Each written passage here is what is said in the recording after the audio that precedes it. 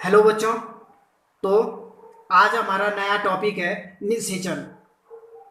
ठीक है। जैसे कि आप जानते हैं कि हम आजकल पढ़ रहे हैं events in sexual reproduction, reproduction की घटनाएं, लैंगिक जनन की घटनाएं। इसमें से हमने पहला इवेंट कंप्लीट कर लिया है, प्री फर्टिलाइजेशन, जिसमें गैमेट्स, गैमेटोजेनेसिस और गैमेट ट्रांसफर आता है। ठीक है। और आज हम दूसरा इवेंट पढ़ेंगे, वो है फर्टिलाइजेशन।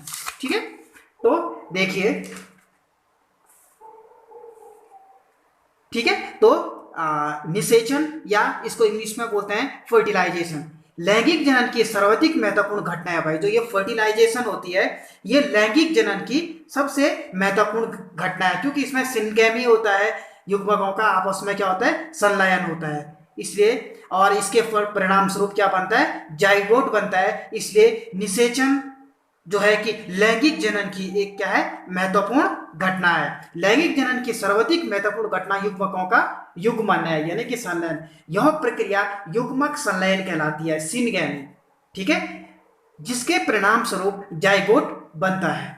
ठीक है। इस प्रक्रिया के लिए भी निषेचन का बहुधा प्रयोग किया जाता है। हाँ, कौन सी प्रक्रिया, युग्मक संलयन। जो यहाँ पर दो युग्मक आपस में युग्मित हो रहे हैं या दो युग्मकों के बीच युग्मन हो रहा है, तो उसे हम सिनगैमी कह रहे हैं, युग्मक संलयन। और इस प्रक्रिया के लिए क्या करते हैं, निषेचन शब्द का भी यूज किया जाता है। और यहाँ पर साफ साफ लिखा है, हालांकि ये एक दूसरे के पूरक हैं।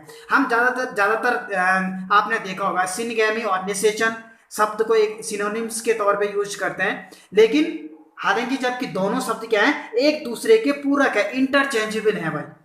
ठीक है ना, एक दूसरे के इंटरचेंजेबल है। यानी कि अगर सीधी भाषा में कहा जाए तो जो सिनगैमी है, युग्मक संलयन है, एक ऐसा प्रोसेस है जिसके बीच क्या होता है, दो युग्मक आपस में संलयित होते हैं। ठीक है। लेकिन निषेचन, निषेचन एक ब्रॉडर कॉन्सेप्ट है भाई। ठीक है ना, युग्मक संलयित होंगे, उनके अंदर बीच क्या क्या क्रियाएं होंगी जिससे नए जीव का निर्माण होगा, तो एक ब्रॉडर कॉन्सेप्ट है। ठीक है ना। लेकिन सिनगैमी जो है, सिनगैमी के अंदर हम सिर्फ यही कह सकते हैं कि सिनगैमी मतलब युग्मक का संलयन, जिस समय दोनों युग्मक अपने पास पास आते हैं, युग्मक का संलयन सिनगैमी कहलाएगा। लेकिन जो निषेचन है, निषेचन क्या है, एक ब्रॉडर कॉन्सेप्ट है। ठीक है। आगे देखिए, कुछ जीवों में जैसे रोटीफर्स, आपको रोटीफर्स का डायग्राम शायद स्क्रीन पर दिख रहा होगा। रोटीफर्स में, मधुमक्खियों में, ठीक है ना, रोटीफर्स में, मधुमक्खियों और यहां तक कि कुछ पक्षियों और छिपकलियों में बिना निषेचन अर्थात नर युग्मक के बिना ही मादा युग्मक नए जीव के निर्माण हेतु विकसित होने लगता है। इस प्रकार की घटना को अनिषेक जनन कहते हैं भाई, पार्थेनोजेनेसिस।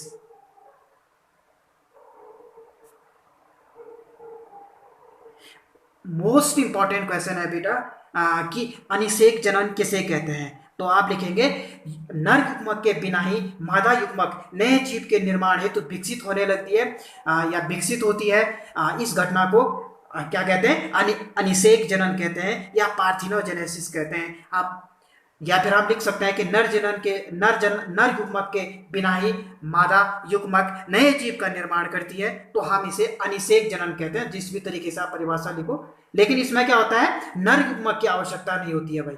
ठीक है, मादा युग्मक ही क्या करते हैं, नए जीव का निर्माण कर देती है, तो इसे पार्थिनोजेनेसिस कहते हैं। ठीक है। ये किस में देखने को मिलेगा, रोटीफर्स में देखने को मिलेगा, मधुमक्खियों में देखने को मिलेगा, और इसके अलावा छिपकलियों में देखने को मिलेगा। ठीक है ना, अनिषेक जनन। अब यहां पर एक लिखा है एनसीईआरटी में कि नर युग्मक के बिना ही मादा युग्मक नए जीव का विकास करती है। अब मादा युग्मक ही क्यों भाई, नर युग्मक क्यों नहीं करता नए जीव का विकास। देखो बच्चों, होता क्या है, हमेशा नए जीव का विकास क्या है, मादा युग्मक ही करता है। नर युग्मक इसलिए नहीं करता है क्योंकि नर युग्मक के पास जो साइटोप्लाज्म होता है वो बिल्कुल नगण्य होता है, और साइटोप्लाज्म नगण्य होने के कारण नर युग्मक क्या नहीं कर सकता है, नए जीव का निर्माण नहीं कर सकता है। इसलिए मादा युग्मक ही नए जीव के निर्माण में इन्वॉल्व होता है। ठीक है। तो अनिषेक जनन समझ में आ गया। ठीक है, अनिषेक जनन बिना निषेचन के मादा युग्मक क्या करता है, या बिना नर युग्मक के मादा युग्मक नए जीव का निर्माण करता है, अनिषेक जनन कहलाता है। जैसे कि मधुमक्खी में कैसे होता है, मधुमक्खी का प्रोसेस मैं आपको बता देता हूं।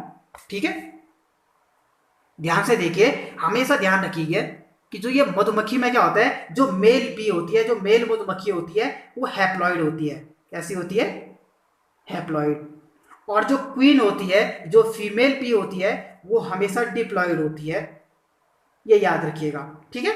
अब क्या होता है कि अब जो मेल बी है वो मेल स्पर्म को प्रोड्यूस करेगा, और जो क्वीन है वो एग को प्रोड्यूस करेगी। अब इसमें माइटोसिस होगा। आप जानते हैं कि हैप्लॉइड है तो मियोसिस नहीं हो सकता है, अर्धसूत्रीय विभाजन इसमें नहीं हो गया, क्योंकि अर्धसूत्रीय विभाजन होगा तो ये हाफ बन जाए, आधा हो जाएगा, इसलिए इसमें सूत्रीय विभाजन होगा और ये प्रोड्यूस करेगा स्पर्म को। लेकिन ये 2n है तो इसको हैप्लॉइड में कन्वर्ट होना है एक बार, ठीक है। तो हैप्लॉइड में कन्वर्ट होने के लिए क्या करना पड़ेगा, इसको मियोसिस करना पड़ेगा, अर्धसूत्रीय विभाजन करना पड़ेगा। तो इस तरह से ये एग सेल प्रोड्यूस करेगा और ये स्पर्म सेल प्रोड्यूस करेगा, ठीक है। अब इन दोनों के बीच में क्या होगा, फर्टिलाइजेशन होगा। दोनों के बीच सिनगैमी होगी, यानी कि क्या होगा, मेल और फीमेल गैमेट पास पास आएंगे, फर्टिलाइजेशन होगा, ठीक है। अब फर्टिलाइजेशन के बाद क्या बनेगा, 2n फीमेल बनेगी। हमेशा ध्यान रखिएगा, जब फर्टिलाइजेशन होता है बी में, मधुमक्खी में, तो जो फर्टिलाइजेशन के बाद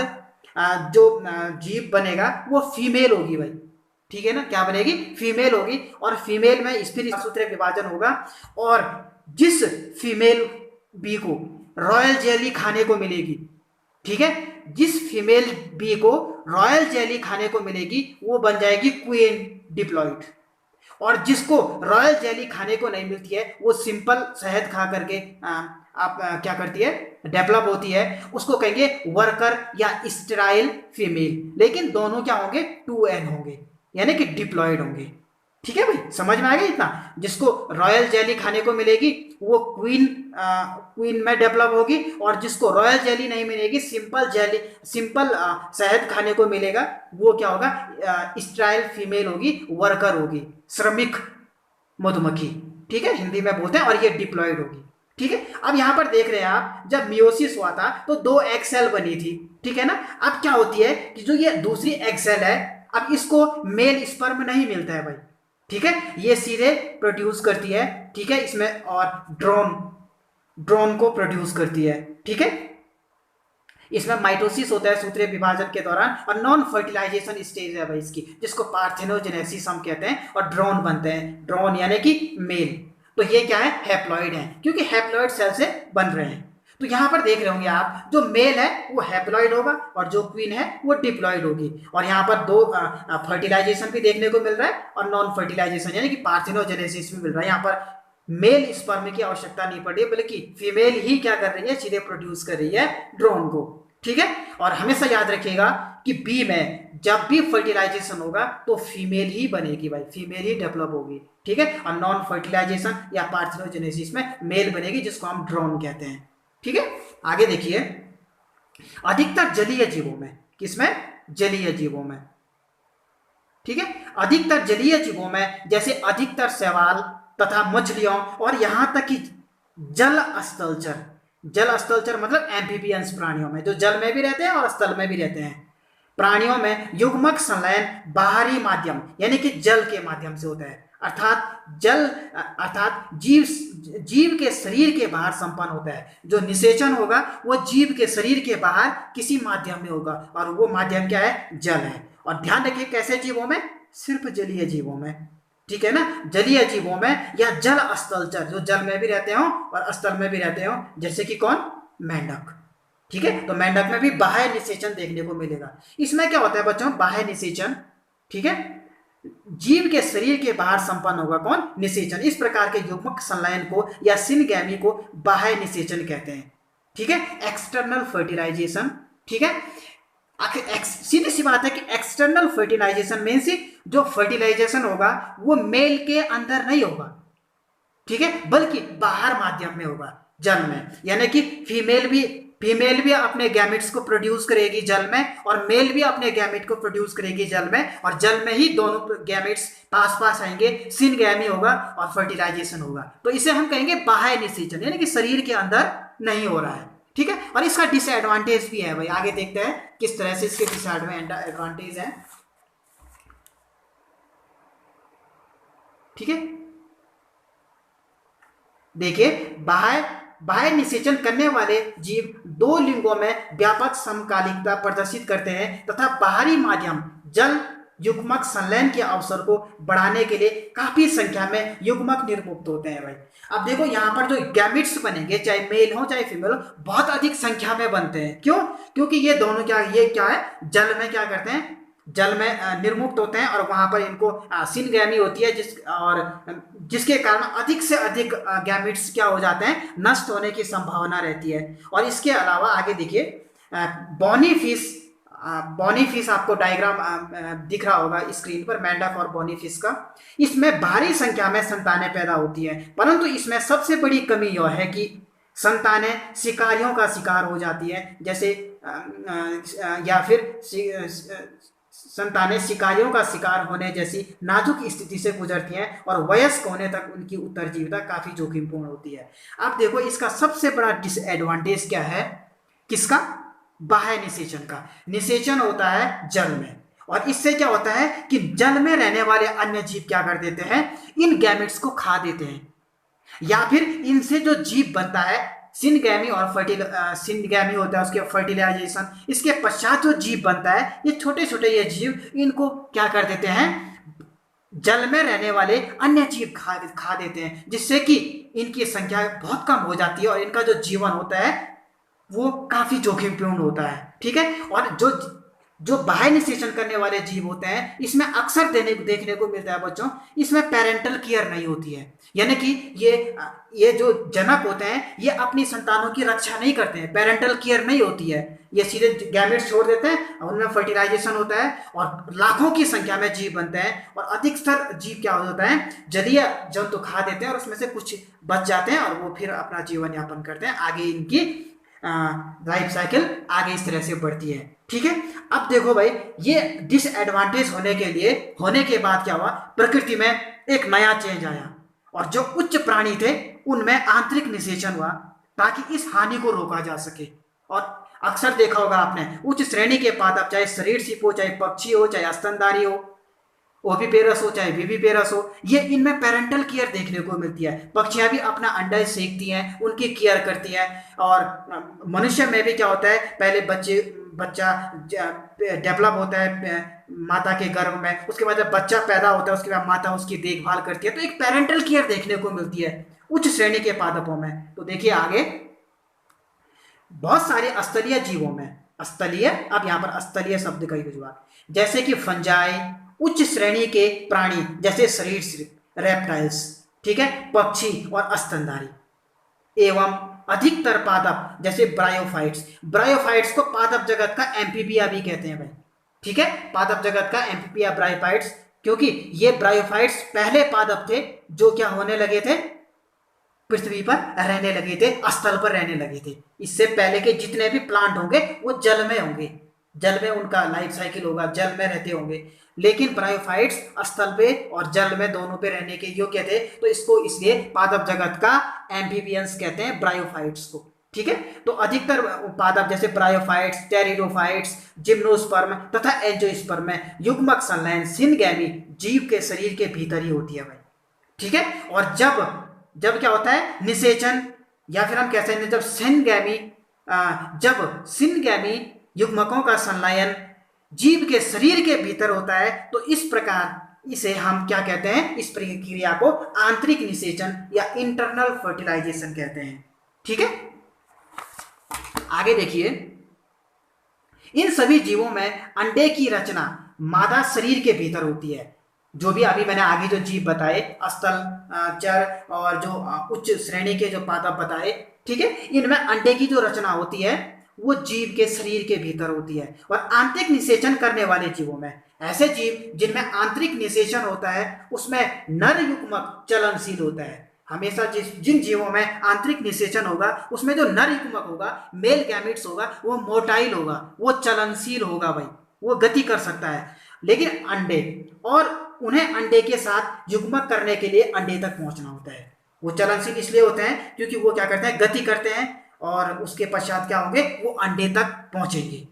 ठीक है, इसलिए वो चलनशील होते हैं। इस प्रक्रम हेतु जो शुक्राणु विकसित होते हैं उनकी संख्या विशाल होती है। जैसे कि मनुष्य में भी देखा होगा भाई आपने, मनुष्य में क्या होते हैं, कि जो एग होता है मंथली, आगे हम पढ़ेंगे भाई, इससे आगे जो निषेचन, आगे के दो जो चैप्टर हैं वो इसी पर बेस है, रिप्रोडक्शन इन फ्लावरिंग प्लांट्स और रिप्रोडक्शन इन ह्यूमन, वहां पर डिटेल में पढ़ेंगे हम, ठीक है। मनुष्य में भी स्पर्म मिलियंस में बनते हैं भाई, 3 मिलियंस, 300 मिलियन, या सॉरी, हाँ 300 मिलियन के करीब स्पर्म प्रोड्यूस होते हैं मेल के, लेकिन एग इसके कंपैरिजन में बहुत कम होता है, एक एग जो है कि परिपक्व होता है, जैसे ह्यूमन में बात करें, ठीक है। और ये आगे हम पढ़ेंगे इसके जब ह्यूमन रिप्रोडक्शन पढ़ेंगे, ठीक है। बस यहाँ पर समझ जाइए कि जो मेल होते हैं, जो शुक्राणु होते हैं, मेल गैमेट्स या शुक्राणु, वो फीमेल की कंपैरिजन में, फीमेल गैमेट के कंपैरिजन में विशाल संख्या में उत्पन्न होते हैं, परंतु जो अंडे विकसित होते हैं उनकी संख्या अपेक्षाकृत कम होती है, ठीक है ना।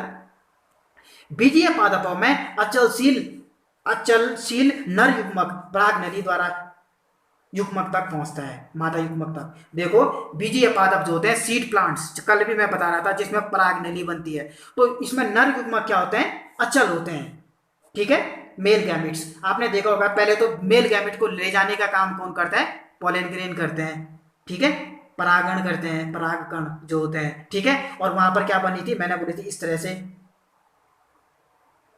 ये स्टाइल है, और यहाँ पर क्या होते हैं, ये अंकुरित होते हैं, ये अचलशील होते हैं, ये चल नहीं सकते हैं, इसलिए इनको एग तक पहुंचने के लिए यहाँ पर पोलन ट्यूब बनती है, और पोलन ट्यूब के माध्यम से ये एग तक पहुंचते हैं।